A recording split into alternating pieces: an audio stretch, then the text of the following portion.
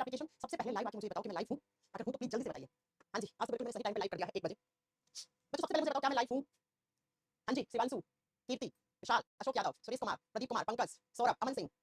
Class सही चल रही है एकदम, है ना? यही होता है डांटने का असर ना। कल आपने मेरा मूड खराब किया, है ना? और मैंने जो क्लास लगाते हैं उनका मूड खराब किया। इसलिए आज एकदम प्रॉपर मेरी क्लास में एकदम सही टाइम पे की आई, सही टाइम पे की लग गई, आज बिल्कुल सही हो गया, है ना? कभी-कभी डांटना भी अच्छा होता है। चलो, आपका भी समय खराब नहीं हुआ, मेरा भी समय खराब नहीं हुआ, है ना? मेन बात ये है, मेरा तो चलो ठीक है, मेरा तो काम है पढ़ाना, आज नहीं पढ़ाऊंगी, कल पढ़ाऊंगी, लेकिन आपका समय बर्बाद नहीं हुआ, इस बात की खुशी है मुझे, मैं लाइव हो गई हूँ। चलो स्टार्ट करें। हमने लास्ट क्लास में ह्यूमन न्यूट्रिशन चैप्टर खत्म कर दिया। कार्बोहाइड्रेट, प्रोटीन्स, फैट्स और विटामिन्स। अच्छा तो सुनो, मिनरल्स मिनरल्स होते हैं कैल्शियम, पोटेशियम। कभी-कभार इनसे एक आधा क्वेश्चन आ जाता है। वैसे मेन था वो तो मैंने आपको पढ़ाया कैल्शियम का क्या काम होता है, ये सारा मैंने बता दिया। लेकिन अगर फिर भी अगर आप स्टेट पीसीएस वगैरह के एग्जाम की तैयारी कर रहे हैं, बीपीएससी की तैयारी कर रहे हैं, तो बच्चों मैं मिनरल्स का एक वीडियो अपलोड करवा दूंगी। रेलवे वाले बच्चों को पढ़ने की जरूरत नहीं है, उसको छोड़ सकते हैं। आप उसको एनडीए, सीडीएस और अगर आप बीपीएससी या स्टेट पीसीएस एग्जाम की तैयारी कर रहे हैं या नर्सिंग एग्जाम की तैयारी कर रहे हैं, तो मिनरल्स वाला जिसको हम हिंदी में खनिज तत्व बोलते हैं, एक वीडियो है 30-40 मिनट का, वो मैं अपलोड करवा दूंगी, देख लीजिएगा। रेलवे वाले बच्चे छोड़ सकते हैं, वो ना देखें तो चलेगा। ठीक है? विटामिन खत्म हो गया बेटा, कीर्ति तुम क्लास में नहीं आई थी क्या? विटामिन बिल्कुल खत्म हो गया, है ना? चलो, मैं विटामिन की कल वाली वीडियो नहीं पढ़ाई है, पढ़ी है मैंने। बेटा कोई बात नहीं, वो बाद में पढ़ लेना, क्योंकि आज तो हमारा नया चैप्टर शुरू हो रहा है। हरप्रीत सिंह कह रहे हैं आपकी तबीयत ठीक है बेटा, मुझे कोल्ड हो गया है ना, जुकाम हो गया है, लेकिन ठीक है चलेगा, पढ़ाने लायक है हम तो पढ़ाएंगे। कल की विटामिन की वीडियो नहीं है, ऐसा कैसे हो सकता है कीर्ति? ऐसे काम मत करो तुम ना, अच्छे से देखो होगी वीडियो। चल, मैं आज घर पढ़ा देते, इसके बाद पढ़ा देंगे अगला चैप्टर, ठीक है? इसके बाद पढ़ा देंगे। अभी ये पढ़ लेते हैं, 2-3 क्लास में खत्म हो जाएगा, बड़ा चैप्टर नहीं है इतना ज्यादा। आज हम शुरू करने जा रहे हैं ह्यूमन रेस्पिरेटरी सिस्टम, मानव का श्वसन तंत्र कैसे काम करता है। सबसे पहले सुनो, इस चैप्टर से क्वेश्चंस हमेशा फिक्स होते हैं, कोई नया क्वेश्चन ऐड नहीं होता इस चैप्टर में। तो जो मैं पढ़ाऊंगी ना सिर्फ आपको उतना ही पढ़ना है, उससे ज्यादा उससे कम आपको बिल्कुल भी नहीं पढ़ना है। जितना मैं पढ़ाऊं उतना ही पढ़ना है, क्योंकि इस चैप्टर के क्वेश्चंस फिक्स है बेटा,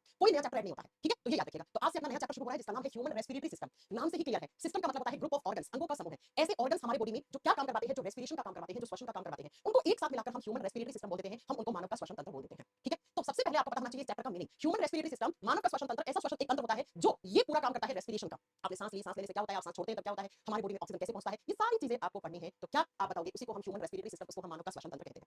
सबसे पहले अगर मैं आपको फोटो दिखाऊं कि हमारा रेस्पिरेटरी सिस्टम दिखता कैसा है, तो बच्चों ऐसा दिखता है हमारा रेस्पिरेटरी सिस्टम। ये सब कुछ पढ़ेंगे इंटरनली, आप देखोगे मानव का श्वसन तंत्र तो ऐसा दिखता है बच्चों, ये देखो ऐसा दिखता है। इतने सारे नाम है ना, ये सारे नाम आपको पता होना चाहिए, क्या होते हैं, कहां होते हैं, क्या काम करते हैं, ये सारे आपको पढ़ना है, ठीक है? अब आइए सबसे पहले हम स्टार्ट करेंगे क्या रेस्पिरेशन का मतलब क्या होता है। चलिए मैं आप लोगों से ही पूछती हूँ कि श्वसन का मतलब क्या होता है। आप में से मुझे पता है, मेरे को 10 साल का एक्सपीरियंस है पढ़ाते-पढ़ाते, आप लोगों के जवाब क्या आएंगे। आप में से कोई बच्चा बोलेगा सांस लेना, सांस छोड़ना, कोई बोलेगा ऑक्सीजन लेना, CO2 छोड़ना, ये रेस्पिरेशन होता है। बेटा सांस लेना, सांस छोड़ना, या फिर आप बोलोगे मैम ऑक्सीजन लेना, CO2 छोड़ना, इसको हम ब्रीदिंग कहते हैं, है ना? इसको हम ब्रीदिंग कहते हैं। फिर रेस्पिरेशन का मतलब क्या होता है, एग्जैक्ट मीनिंग क्या है रेस्पिरेशन का, श्वसन का मतलब क्या है, वो ध्यान से समझो आप जितना भी देखो, अगर आपसे कोई बोले कि हम कौन सी गैस लेते हैं, तो आप बोलोगे हम ऑक्सीजन लेते हैं, लेकिन ये नहीं बोला है, हम ऑक्सीजन नहीं लेते हैं, हम हवा लेते हैं, हम एयर लेते हैं। बेटा हम जब सांस ले रहे हैं तो हमारी नाक और मुंह से क्या जा रहा है,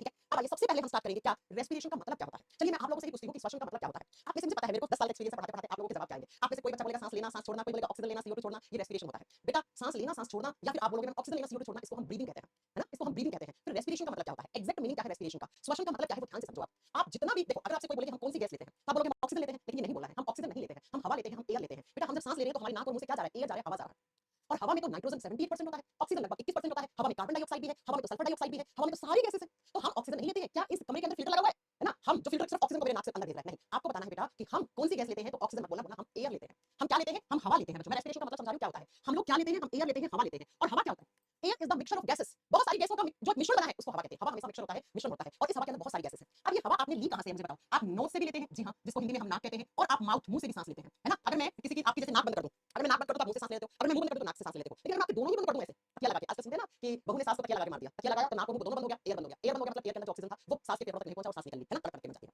तो सुनिए होता क्या है, हम जो हवा लेते हैं कहां से, नाक से लेते हैं और मुंह से लेते हैं। अब ये हवा जैसे ही आपने लंबी सी सांस लो, लिया आपने सांस, सांस लिया तो क्या गया, हवा गया, एयर गया। अभी तक हम एयर की बात कर रहे हैं। अब ये मुंह और नाक से हवा कहां जाती है, तो ये हमारे गले में जाती है, और गले में एक पाइप होता है, आगे बहुत अच्छे से पढ़ेंगे। इस पाइप को बोलते हैं विंड पाइप, श्वास नली, सांस वाली नली। फलाना इंसान की श्वास नली फट गई इसलिए उसकी डेथ हो गई, है ना? तो गले में एक पाइप है जिसको हम विंड पाइप कहते हैं। एक पाइप होता है एक लंबा सा, जो पाइप क्या करता है, जितनी भी आपने हवा नाक और मुंह से ली है उसको हमारे फेफड़ों में पहुंचाता है। कहां पर, अपने लंग्स में पहुंचाता है। लंग्स को हिंदी में कहते हैं फेफड़े। दो फेफड़े होते हैं और इन दोनों फेफड़ों के अंदर हवा को पहुंचाने का काम किसने किया है, इस विंड पाइप ने किया है। इसका नाम क्या है, कहां होता है, सब पढ़ेंगे डिटेल में, ठीक है? अब फेफड़ों में क्या आ गई, हवा आ गई, ठीक है? अब फेफड़ों में होता है खून बच्चों। हमारे जो फेफड़े होते हैं उनके अंदर क्या भरा हुआ होता है, ब्लड, खून। खून को हिंदी में आप रक्त, रुधिर कुछ भी बोल सकते हो आप। हमारे जो फेफड़े हैं उनके अंदर ऑन एन एवरेज 4 से 5 या 5 से 6 लीटर खून होता है हमारे शरीर के अंदर। तो हमारे फेफड़ों के अंदर ब्लड होता है। अब इस ब्लड में आपने सुना होगा खून का लाल रंग किसकी वजह से होता है, खून का लाल रंग हीमोग्लोबिन नाम के पिगमेंट की वजह से होता है। खून का लाल रंग किसकी वजह से है, हीमोग्लोबिन नाम के पिगमेंट की वजह से है। जितनी भी सारी हवा है, अभी तक हवा ही है, हवा नाक से आई, मुंह से आई, फिर विंड पाइप में गई, विंड पाइप से फेफड़ों में खून, और खून में एक लाल कलर का पिगमेंट होता है जिसको हीमोग्लोबिन कहते हैं। अब ये हीमोग्लोबिन क्या कहता है? ये हीमोग्लोबिन जो है ये अपने साथ इस हवा में से सिर्फ और सिर्फ कौन सी गैस को अपने साथ बाइंड कर लेता है, अपने साथ जोड़ लेता है, तो वो कौन सी? ऑक्सीजन। इसीलिए आप कहते हो कि हम ऑक्सीजन पे जिंदा रहते हैं। जिंदा रहने के लिए ऑक्सीजन जरूरी होती है। या हम कहते हैं जब हम सांस लेते हैं तो ऑक्सीजन लेते हैं, नहीं, करेक्ट नहीं है सेंटेंस। हम जब सांस लेते हैं तो हवा लेते हैं बेटा। तो इस तरीके से सारी की सारी एयर आई, इस एयर में से जितना ऑक्सीजन आया है सिर्फ और सिर्फ ऑक्सीजन किसके साथ जुड़ जाता है? हीमोग्लोबिन के साथ। और हीमोग्लोबिन जो होता है वो किसमें होता है? खून में होता है। और आप जानते हैं खून तो 24 घंटे 7 दिन ऐसे लगातार हमारे शरीर के अंदर ऑर्गन्स के बीच में, हमारे टिश्यूज में, हमारे सेल्स के बीच में घूमता रहता है खून।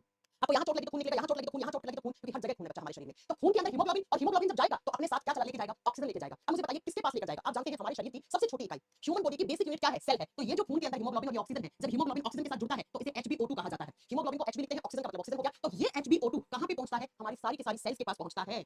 हमारे शरीर की प्रत्येक कोशिका के पास ये हीमोग्लोबिन जब पहुंचता है तो ये हीमोग्लोबिन हमारी सेल्स के पास क्या छोड़ के आ जाएगा? अपना ऑक्सीजन छोड़ के आ जाएगा। तो ऑक्सीजन हमारी सेल्स के पास पहुंच गया, ऐसे ऑक्सीजन आ गया। इस ऑक्सीजन को किसने पहुंचाया? हीमोग्लोबिन ने। हीमोग्लोबिन किसमें? खून में। इसको याद रखना है। अब जितनी भी सारी हवा में बाकी की गैसेस आई थी, जैसे नाइट्रोजन है ना, जैसे सल्फर डाइऑक्साइड, वो सारी की सारी इसी रास्ते से ऐसे होती हुई, और जब आप नाक और मुंह से सांस छोड़ते हैं तो ये सारी गैसेस आउट हो जाती हैं, बाहर चली जाती हैं। क्योंकि बेटा जैसे नाइट्रोजन हो गया हमारे खून में सोल्यूबल नहीं है, हमारे खून में घुलती नहीं है नाइट्रोजन। सल्फर डाइऑक्साइड जो भी आपके एनवायरनमेंट में गैसेस हैं वो सारी जब आप सांस छोड़ते हो तो वापस चली गई। तो हमने हवा लिया, हवा में से जो ऑक्सीजन था उस ऑक्सीजन को अपने साथ किसने जोड़ा? हीमोग्लोबिन ने। और जब जोड़ा ऑक्सीजन को, हीमोग्लोबिन को क्या बोलते हो? HbO2 बोलते हो। ये हीमोग्लोबिन ऑक्सीजन को कहां छोड़ के आ गया? हमारे शरीर की प्रत्येक कोशिका के पास। इसका मतलब है हमारे शरीर के हर एक किनारे में, हर एक ऑर्गन के पास, हर एक टिश्यू के पास, हर एक सेल के पास ऑक्सीजन पहुंच गया। जी हां। और मैंने आपको बताया था कि हमारी बॉडी में जो खाना होता है वो जाकर सबसे ज्यादा किसमें बदल जाता है? ग्लूकोज के रूप में बदल जाता है। तो हमारी सेल्स के पास ग्लूकोज है, ये ग्लूकोज का फार्मूला है। अब ये ऑक्सीजन जो आया है, जो हीमोग्लोबिन लेकर आया है, ये ऑक्सीजन इस ग्लूकोज को तोड़ेगा। ऑक्सीजन इस ग्लूकोज का ऑक्सीडेशन कर देगा, ऑक्सीकरण कर देगा। और जैसे ही ऑक्सीजन इस ग्लूकोज को तोड़ता है तो बच्चों हमारी सेल्स में बनता है carbon dioxide plus H2O plus energy. और यहाँ पर जो एनर्जी बनती है उस एनर्जी को नाम देते हैं हम ATP का नाम देते हैं। और इसका फुल फॉर्म होता है एडिनोसिन ट्राइफॉस्फेट। इसका फुल फॉर्म क्या होता है? Adenosine triphosphate. तो प्यारे बच्चों मैं आपको बताने जा रही हूँ रेस्पिरेशन का मतलब क्या होता है, श्वसन का मतलब क्या होता है। मैं आपको बताने जा रही हूँ कि हम ऑक्सीजन गैस पे ही क्यों जिंदा रहते हैं। अरे आपने कभी सोचा है हमारी एयर में 78% नाइट्रोजन है, वो ले लो ना, काहे को ऑक्सीजन के पीछे पड़े हो? इसका क्या करते हैं ऑक्सीजन में? अरे जब कोरोना आया था तो लोग ऑक्सीजन की कमी से कितने सारे लोग मर गए थे। ऑक्सीजन सिलेंडर लाखों में बिक रहा था। कार्बन डाइऑक्साइड लेते हैं, नाइट्रोजन लेते हैं, क्यों ऑक्सीजन की कमी से लोग मर गए थे? उसका आंसर सुनो, उसका आंसर सुनो ध्यान से बच्चों। जो ऑक्सीजन गैस होता है सिर्फ और सिर्फ ऑक्सीजन गैस इस ग्लूकोज को तोड़ पाता है। आप कौन सी गैस लगाती है? ऑक्सीजन। कैसे लगाती है? ईंधन को बर्न करके। जो फ्यूल होता है गाड़ी में, पेट्रोल, डीजल, केरोसिन, लकड़ी, कोयला, ये सब फ्यूल होते हैं, ईंधन होते हैं। इनको जलाता कौन है? ऑक्सीजन। ऑक्सीजन ना हो तो आग लगती नहीं है बेटा। तो ऑक्सीजन जो होता है वो फ्यूल को बर्न करता है, जलाता है, उसका ऑक्सीडेशन करता है, उसको जलाता है। और यहाँ पर ऑक्सीजन को फ्यूल क्या मिल गया? ग्लूकोज मिल गया। तो सिर्फ और सिर्फ ऑक्सीजन गैस के अलावा किसी गैस में इतनी हिम्मत नहीं है कि इस ग्लूकोज को तोड़ दे। इसीलिए हमारे शरीर की सेल्स को, हमारे शरीर की हर कोशिका को ऑक्सीजन चाहिए। ये ऑक्सीजन के अलावा कोई भी गैस इस ग्लूकोज को नहीं तोड़ सकती है। इस ग्लूकोज को बर्न, इसको जलाना, इसका ऑक्सीडेशन कोई नहीं कर सकता है। इसीलिए हम ऑक्सीजन गैस से जिंदा रहते हैं। तो जैसे ही ऑक्सीजन ग्लूकोज को तोड़ता है तो तोड़ने से कार्बन डाइऑक्साइड, पानी और एनर्जी, ऊर्जा का किसके रूप में बनना? ATP के रूप में बनना, एडिनोसिन ट्राइफॉस्फेट के रूप में बनना। इस पूरे प्रोसेस को आप रेस्पिरेशन कहते हो। सांस लेना, सांस छोड़ना, इसे क्या कहते हैं? ब्रीदिंग कहते हैं हम। तो ब्रीदिंग अलग होता है, रेस्पिरेशन अलग होता है। रेस्पिरेशन का मतलब क्या है? सुनिए, हवा का हमारी नाक और मुंह से प्रवेश करना, फिर उसी हवा का हमारी सांस नली में जाना, सांस नली से फेफड़ों में पहुंचना, फेफड़ों से खून में हीमोग्लोबिन के पास पहुंचना, और फिर उस हवा में से ऑक्सीजन का हीमोग्लोबिन के साथ जुड़ना, और वो हीमोग्लोबिन ऑक्सीजन को हमारी सेल्स के पास पहुंचाता है। ऑक्सीजन ग्लूकोज को तोड़ता है, ग्लूकोज के टूटने से कार्बन डाइऑक्साइड, पानी और एनर्जी का ATP के रूप में बनना। इस प्रोसेस को कहते हैं हम रेस्पिरेशन, इसको कहते हैं हम श्वसन। क्या मेरी बात समझ में आई? रेस्पिरेशन का मतलब क्या होता है? रेस्पिरेशन का मतलब होता है ऑक्सीजन जब ग्लूकोज को तोड़ता है तो कार्बन डाइऑक्साइड, पानी और एनर्जी बनना, और इसी एनर्जी से हमारी सेल्स काम करती हैं। बच्चों आपने फिजिक्स में पढ़ा होगा बिना एनर्जी के कोई भी काम नहीं हो सकता। तो हमारे शरीर में जो अंदर जितने भी सारे ऑर्गन्स हैं ना, आपका हार्ट, आपके फेफड़े, आपके गुर्दे, किडनी, आपका ब्रेन, इन सबको काम करना पड़ता है। और ये सब काम करते हैं तो काम करने के लिए इनको क्या चाहिए? एनर्जी चाहिए, ऊर्जा चाहिए। तो हमारी बॉडी में एनर्जी कैसे बनती है? ऐसे बनती है। तो आप मुझे बताइए कि हमारी सेल्स के पास ATP आ गया, ऊर्जा आ गया, तो सेल्स के पास एनर्जी है, तो सेल्स से क्या बनते हैं? टिश्यूज, ऊतक बनते हैं, ऊतकों के पास एनर्जी है, टिश्यूज के पास एनर्जी है, तो हमारे पूरे पूरे ऑर्गन्स के पास एनर्जी है। और इसी एनर्जी से हमारे ऑर्गन्स, हमारे अंग दिन रात काम कर रहे होते हैं। तो कोरोना के समय लोगों की बॉडी में इस ऑक्सीजन की कमी हो रही थी। धीरे-धीरे उनके ऑर्गन्स के पास ऑक्सीजन नहीं पहुंच रही थी। क्यों? क्योंकि कोरोना वायरस इन फेफड़ों के अंदर इंफेक्शन कर रहा था। कोरोना वायरस आके फेफड़ों के अंदर इंफेक्शन कर रहा था, संक्रमण कर रहा था, फेफड़ों को डैमेज कर रहा था, खराब कर रहा था, जिसकी वजह से फेफड़ों के अंदर जो खून था उसमें क्या नहीं घुल पाया? ऑक्सीजन नहीं घुल पाया। तो जिस इंसान का कोरोना बिगड़ा उस इंसान के शरीर में किसकी कमी होगी? ऑक्सीजन की कमी होगी। तो उस इंसान के शरीर में किसकी कमी होगी? धीरे-धीरे एनर्जी की कमी होगी। तो उस इंसान के शरीर में धीरे-धीरे ऑर्गन्स जो है वो खराब होना शुरू हो गए, क्योंकि ऑर्गन्स को चाहिए काम करने के लिए एनर्जी, ऊर्जा चाहिए। तो उस इंसान के फेफड़े, हार्ट, ब्रेन सब खराब हो गए, इंसान मर जाता था। लेकिन अगर उसको बाहर से ऑक्सीजन सिलेंडर मिल जा रहा था उस समय तो वो इंसान बच भी पा रहा था। ठीक है? आई बात समझ में?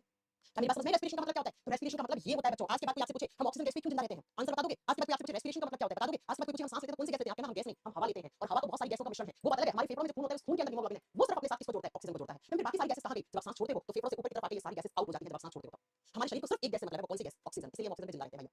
तो ये होता है रेस्पिरेशन का मतलब। क्या मेरी बात समझ में आई? रेस्पिरेशन का मतलब क्या है? आगे होगी। अब चलते हैं अगले पॉइंट पे। ये जो रेस्पिरेशन होता है बच्चों, ये दो प्रकार से होता है। बस यहां से क्वेश्चंस एग्जाम में पूछना शुरू कर देगा। रेस्पिरेशन दो प्रकार से होता है। There are two types of respiration. एक होता है बच्चों जिसको बोलते हैं एरोबिक रेस्पिरेशन, हिंदी में बोलते हैं ऑक्सीश्वसन। नाम से ही क्लियर है, ऐसा रेस्पिरेशन जो ऑक्सीजन की प्रेजेंस में हो रहा है, या इसे कभी-कभी वायवीय श्वसन भी कहते हैं। ठीक है? और दूसरा जो रेस्पिरेशन होता है उसको बोलते हैं एनारोबिक रेस्पिरेशन, अनॉक्सी श्वसन। एक होता है ऑक्सी श्वसन, एक होता है अनॉक्सी श्वसन। नाम से ही क्लियर है बेटा, ऐसा रेस्पिरेशन जिसको होने के लिए ऑक्सीजन गैस की जरूरत पड़ती है उसे एरोबिक रेस्पिरेशन, और ऐसा रेस्पिरेशन जो बिना ऑक्सीजन के हो जाए उसे हम क्या बोलते हैं? उसको हम अनएरोबिक रेस्पिरेशन कहते हैं।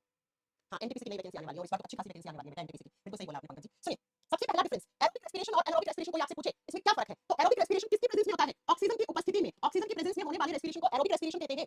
ऐसा रेस्पिरेशन जिसको होने के लिए ऑक्सीजन इज मस्ट, ऑक्सीजन चाहिए। ठीक है? नेक्स्ट आप बोलोगे बेटा एनारोबिक रेस्पिरेशन क्या होता है? ऐसा रेस्पिरेशन जो ऑक्सीजन की एब्सेंस में हो जाए, जो ऑक्सीजन की अनुपस्थिति में हो जाए उसे एनारोबिक रेस्पिरेशन कहते हैं, उसे अनॉक्सी श्वसन कहते हैं। क्या मेरी बात क्लियर हुई?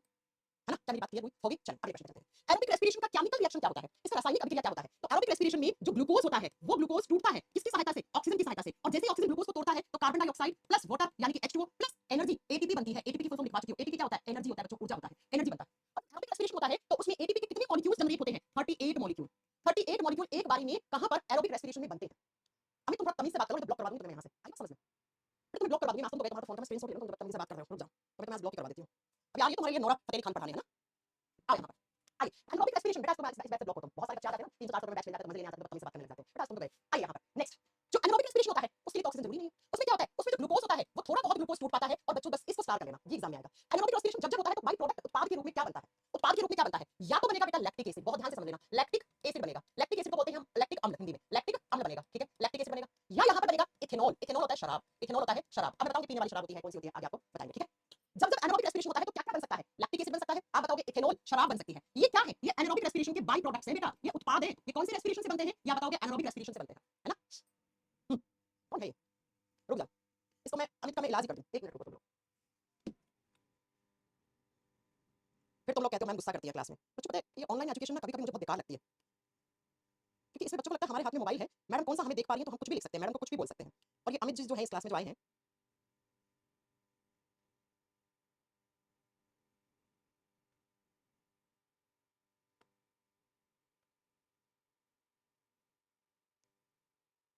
चल कोई बात, आओ यहाँ पर। तो जब एनारोबिक रेस्पिरेशन होता है तो क्या बनता है, 38 होंगे, 36 एक बार बनते हैं फिर 2 एक बार बनते हैं, है ना, ठीक है, तो ये 38 होते हैं। चलिए अब ध्यान से सुनो, जब एनारोबिक रेस्पिरेशन होता है तो या तो लैक्टिक एसिड बनेगा या इथेनॉल शराब बनेगी, और साथ में यहाँ पर carbon dioxide plus ATP generate होगी, लेकिन ये जो एटीपी होगी इसके सिर्फ और सिर्फ 2 मॉलिक्यूल जनरेट होंगे, कितने, 2 मॉलिक्यूल। तो एग्जामिनर कैसे क्वेश्चन पूछता है, सुनिए, एग्जामिनर क्वेश्चन पूछता है कि एरोबिक रेस्पिरेशन का बाई प्रोडक्ट क्या है, क्या बनता है एरोबिक रेस्पिरेशन में, तो क्या क्या होगा, कार्बन डाइऑक्साइड, वाटर और एटीपी बनती है। एटीपी कितने मॉलिक्यूल बनते हैं, 38 मॉलिक्यूल, 36 36 और 2 जोड़ के 38 हो जाते हैं। और जब एनारोबिक रेस्पिरेशन होता है तो उसमें ग्लूकोज थोड़ा बहुत टूट जाता है, यहाँ पर कोई एंजाइम डालना पड़ता है इस ग्लूकोज को तोड़ने के लिए एज ए कैटलिस्ट, तो या तो बनेगा लैक्टिक एसिड या बनेगा इथेनॉल, और इस लैक्टिक एसिड और इथेनॉल के साथ कार्बन डाइऑक्साइड एटीपी के 2 मॉलिक्यूल जनरेट होते हैं। अब एग्जामिनर पूछता है कौन से टाइप की रेस्पिरेशन में ज्यादा एनर्जी निकलती है, तो एरोबिक रेस्पिरेशन में एनर्जी के कितने मॉलिक्यूल जनरेट हो रहे हैं, आप बताओगे 38, तो एरोबिक रेस्पिरेशन में मोर एनर्जी, ज्यादा ऊर्जा निकलती है बच्चों, जबकि एनारोबिक रेस्पिरेशन के अंदर क्या होता है, लेस एनर्जी निकलती है, कम मात्रा में ऊर्जा निकलती है, और कम मात्रा में कितनी, अगर आपसे पूछ ले कि कितने एटीपी के मॉलिक्यूल जनरेट होते हैं तो आप क्या कहोगे, सिर्फ 2 एटीपी के मॉलिक्यूल जनरेट होते हैं। अब मैं आपको यहां से बनने वाले क्वेश्चन बताती हूं सीरीज एग्जाम में बच्चों, ये जो लैक्टिक एसिड होता है ना, इसका फार्मूला होता है C3H6O3, ये लैक्टिक एसिड का फार्मूला होता है।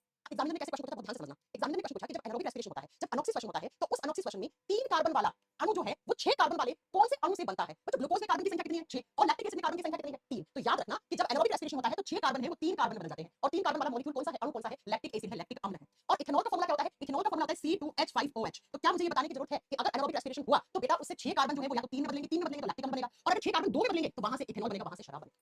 आगे बात समझ में कैसे आएंगे, चलो अगला एरोबिक रेस्पिरेशन में नेक्स्ट सुनो। एरोबिक रेस्पिरेशन हमारी सेल से होता कहां है, एरोबिक रेस्पिरेशन हमेशा होता है माइटोकॉन्ड्रिया में। कितने बच्चों ने सुना है कि माइटोकॉन्ड्रिया को हम एनर्जी हाउस या power house of the cell कहते हैं, हमारी कोशिका की वो जगह जिसके पास एनर्जी होता है। ये वाला जो मैंने केमिकल रिएक्शन दिखाया ना, ये वाला, इसमें जो एनर्जी बन रही है, ये एनर्जी, ये केमिकल रिएक्शन होती है हमारी सेल्स में होती है, सेल के कौन से हिस्से में होती है, माइटोकॉन्ड्रिया में होती है, इसीलिए माइटोकॉन्ड्रिया को हम एनर्जी हाउस कहते हैं। ये वो हाउस है सेल का, ये वो घर है जिस घर के पास एनर्जी बनता भी है और बन के स्टोर भी हो जाता है, मतलब ज्यादा अमाउंट में एनर्जी बनती है तो फ्यूचर में क्या होता है, स्टोर हो जाती है। तो एरोबिक रेस्पिरेशन कहां होता है, अगर आपसे एग्जाम में पूछे तो एरोबिक रेस्पिरेशन की साइट क्या है, एग्जाम में आता है the site of aerobic respiration. Aerobic respiration की जगह क्या है, कहां होता है, सेल्स में होता है, सेल्स में कौन से हिस्से में होता है, माइटोकॉन्ड्रिया में होता है।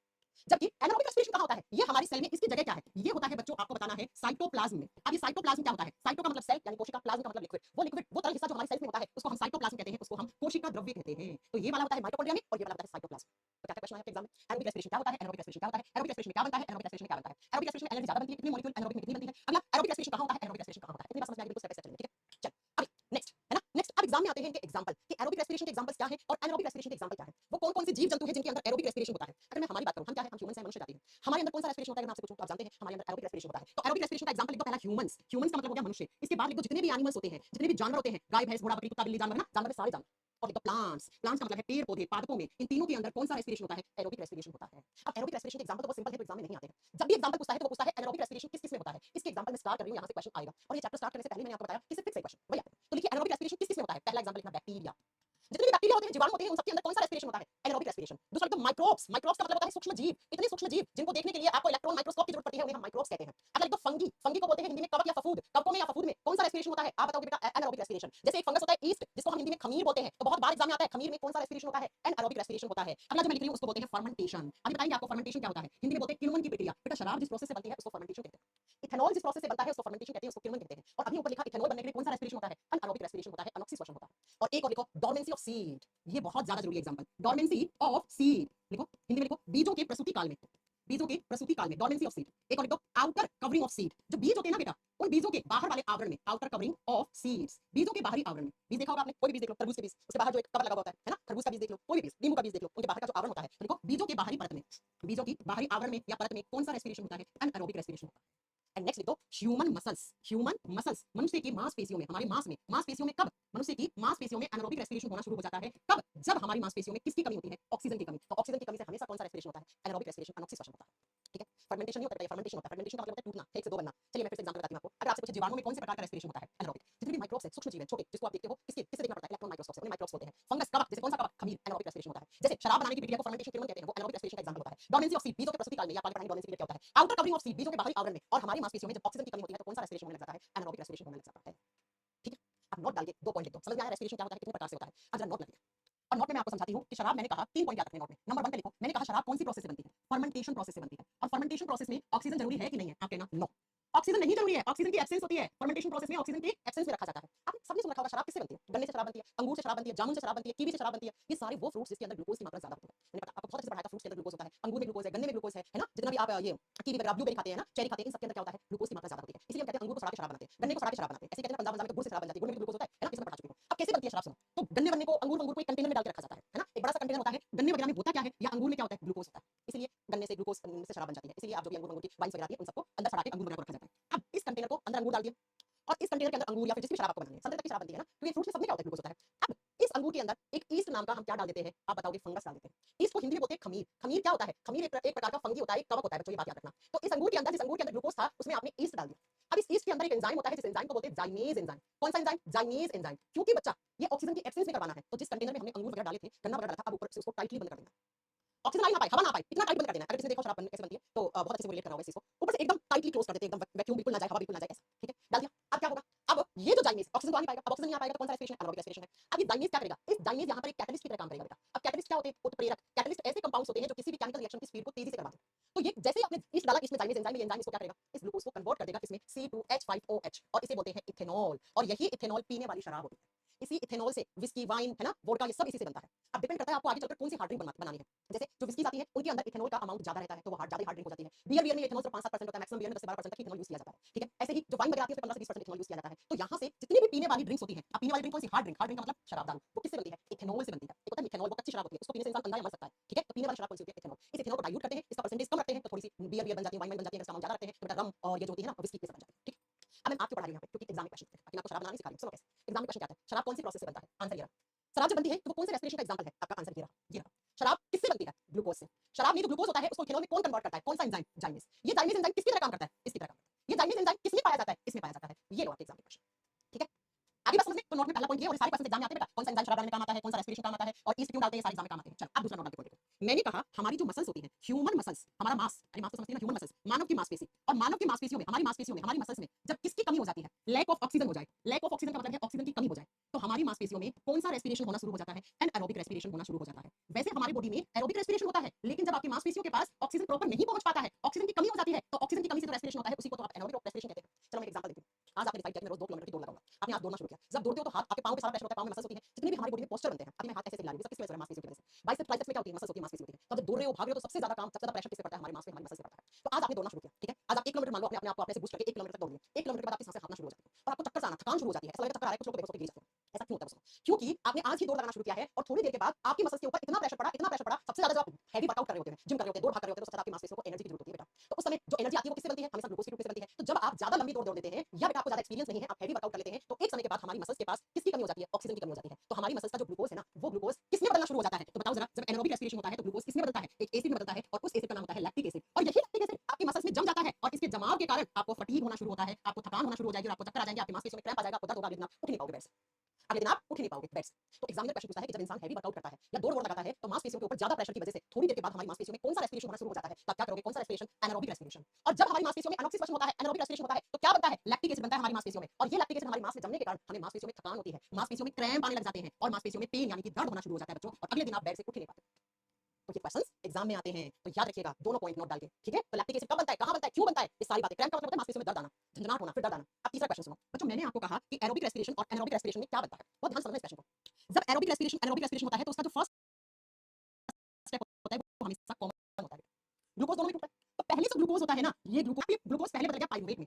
अगर इस पाइरूवेट को आगे मिला ऑक्सीजन, ऑक्सीजन मिला, तब तो यहाँ पर कौन सा रेस्पिरेशन हो जाएगा, एरोबिक रेस्पिरेशन हो जाएगा, यानी ऑक्सीजन हो जाएगा। और अगर इस पाइरूवेट को ऑक्सीजन नहीं मिला, ऑक्सीजन की एब्सेंस हो गई, तो बेटा ये रेस्पिरेशन कौन सा हो जाएगा, ये एनारोबिक रेस्पिरेशन हो जाएगा, ये अनॉक्सिस हो जाएगा। इसका मतलब मैम आप ये कहना चाह रही हैं कि एरोबिक और एनारोबिक रेस्पिरेशन का जो पहला स्टेप होता है वो कॉमन होता है। जी हाँ, जी हाँ, तो एग्जामिनर पूछता है कि एरोबिक और एनारोबिक रेस्पिरेशन होने से पहले ग्लूकोज किस में बदलता है? तो ग्लूकोज पहले पाइरुवेट में बदलता है। कौन से कंपाउंड में बदलता है बताओ? पाइरुवेट में बदलता है। तो पहला स्टेप एरोबिक और एनारोबिक का कॉमन होता है बेटा।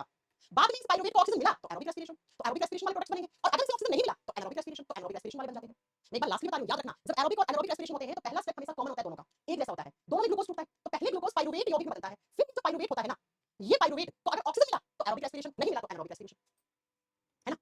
तो एग्जामिनर पूछता है कि एरोबिक रेस्पिरेशन और एनारोबिक रेस्पिरेशन जब होते हैं तो उससे पहले स्टेप में क्या होता है? तो पहले स्टेप में क्या होता है बेटा? ग्लूकोज पाइरुवेट में बदलता है। ये तीनों पॉइंट एग्जाम में आते हैं, इसलिए मैंने नोट डाल के लिखवाए बेटा। मेरी क्लास में नोट का मतलब होता है वेरी वेरी इंपॉर्टेंट कांसेप्ट जो एग्जाम में आता है, बार-बार आता है। और मैं पहले ही कह चुकी हूं इस चैप्टर से कोई नया क्वेश्चन नहीं बनेगा, जितना मैं पढ़ाऊंगी उतना ही पढ़ना है। और दावे के साथ कह सकती हूं इस चैप्टर से क्वेश्चन आए तो तुम करके आओ, छूटेगा ही नहीं। बस शर्त ये है अच्छे से पढ़ लो, अमित की तरह मत पढ़ो, अमित है ना उसका नाम, ठीक है? आगे बात समझ में? ठीक है, चल अब चलते हैं नेक्स्ट। मैंने यहाँ तक की क्लास में आपको बता दिया रेस्पिरेशन होता क्या है, रेस्पिरेशन कितने प्रकार से होता है और उनके एग्जांपल्स ये एग्जाम में आते हैं। अब बात आती है कि मेन रेस्पिरेटरी ऑर्गन क्या है हमारा। अगर मैं आपसे पूछूं कि हमारी बॉडी में से, आप लोग मेरी बॉडी में से वो ऑर्गन निकाल लो जिससे मेरा रेस्पिरेशन हो ही नहीं सकता, तो मेरा मेन रेस्पिरेटरी ऑर्गन क्या निकालोगे? मेरे फेफड़े निकालो। हमारा जो मुख्य श्वसनीय अंग होता है वो कौन सा होता है? लंग्स होते हैं, फेफड़े होते हैं। फेफड़ों का काम क्या है? खून के अंदर ऑक्सीजन घोलना। अभी तो समझाया कि कैसे ऑक्सीजन आता है, फिर हमारे लंग्स में ब्लड होता है, ब्लड में हीमोग्लोबिन होता है, हीमोग्लोबिन क्या करता है? अपने साथ ऑक्सीजन को जोड़ता है, ये बताया मैंने। तो हमारा मेन रेस्पिरेटरी ऑर्गन लंग्स है। ऐसे अलग-अलग जीवों के अलग-अलग रेस्पिरेटरी ऑर्गन होते हैं। तो एग्जाम में आता है मछली कहां से सांस लेती है? मछली का रेस्पिरेटरी ऑर्गन क्या है? मेंढक का क्या है? ऐसे बहुत सारे आंसर क्वेश्चन आ जाते हैं। तो चलिए लिखेंगे अपन, अगले 10 मिनट कर लेंगे हम। Different living organisms are having different respiratory organs. अलग-अलग जीवों के अलग श्वसनीय अंग होते हैं। तो सबसे पहले लिखो, जो फिशेस होती हैं, मछलियां होती हैं, उनका मेन रेस्पिरेटरी ऑर्गन क्या है? मछलियों में होती है गिल्स। जैसे हम लोगों में क्या है? लंग्स, वैसे मछलियों में गलफड़े होते हैं बेटा। मछली पानी में रहती है ना? और पानी में क्या होता है? पानी का फॉर्मूला क्या होता है? H2O। तो मछली पता है कौन सा ऑक्सीजन लेती है? ये वाला। और इस ऑक्सीजन को बोलते हैं डिसॉल्व्ड ऑक्सीजन। अगर आपको स्विमिंग नहीं आती है, मैं आपको पानी के अंदर फेंक दूं, आप 4-5 मिनट के बाद पानी के साथ बह के मर जाओगे। क्यों? क्योंकि बेटा अगर आपको तैरना नहीं आता तो आप पानी में नीचे गए, पानी में नीचे गए तो ऑक्सीजन की पावर कट होगी, ऑक्सीजन की पावर कट होगी, आपकी बॉडी में ऑक्सीजन की कमी होगी, ऑक्सीजन की कमी से क्या होगा? ऑक्सीजन की कमी से क्या होगा बेटा? जानते हो एनर्जी मिलेगी आपके सारे ऑर्गन, एनर्जी एनर्जी तुम लोग का पानी के अंदर एनर्जी आएगी कहां से? सारे ऑर्गन खराब आपके। लेकिन मछलियां पानी के अंदर क्यों सर्वाइव कर लेती है? बिकॉज़ मछली पानी के अंदर जो डिसॉल्व ऑक्सीजन होती है, जो पानी के अंदर घुली हुई ऑक्सीजन होती है ना, ये वाली ऑक्सीजन लेती है। और मछलियों के पास इस डिसॉल्व ऑक्सीजन को लेने के लिए क्या होते हैं? एक जोड़ी गिल्स होते हैं, दो फेफड़े होते हैं, दो गलफड़े होते हैं बच्चा। देखा मछली पानी की सरफेस के ऊपर आती है तो मुंह खोल के सांस लेती है, तो इस जगह दो गलफड़े होते हैं बेटा अंदर की तरफ, यहां पे होते हैं गलफड़े। ठीक है, नेक्स्ट एग्जाम में आता है मेंढक का बहुत बार। मेंढक को हम कहते हैं एम्फीबियन, इसको बोलते हैं उभयचरी। ये ड्यूअल लाइफ जीता है, दोहरा जीवन जीता है। मेंढक पानी में भी सर्वाइव कर सकता है। और मेंढक जब पानी में होता है तो वो सांस कहां से लेता है? अपनी स्किन से, त्वचा से। मेंढक की स्किन के ऊपर छोटे-छोटे छेद होते हैं, छोटे-छोटे पोर होते हैं, उससे वो सांस ले लेता है। और फिर मेंढक कहां? जब धरती पे आता है, ऑन अर्थ, जब मेंढक धरती पे आता है तो उसमें हमारी तरफ लंग्स होते हैं बेटा, फेफड़े होते हैं, तो फेफड़ों से सांस ले लेता है। इसीलिए तो कहते हैं हम मेंढक एम्फीबियन है, उभयचरी है, दोहरा जीवन जीता है। मेंढक पानी में भी जिंदा रहता है और धरती पे भी रहता है ना? चलो अगला नेक्स्ट आपसे पूछेगा अर्थवर्म। अर्थवर्म कौन होता है? केंचुए का रेस्पिरेटरी ऑर्गन क्या होता है? केंचुआ कहां से सांस लेता है? केंचुए में कहां से एयर आती है? तो केंचुए की स्किन, केंचुए की त्वचा के ऊपर छोटे-छोटे छेद होते हैं, इसलिए कहते हैं केंचुए के ऊपर आप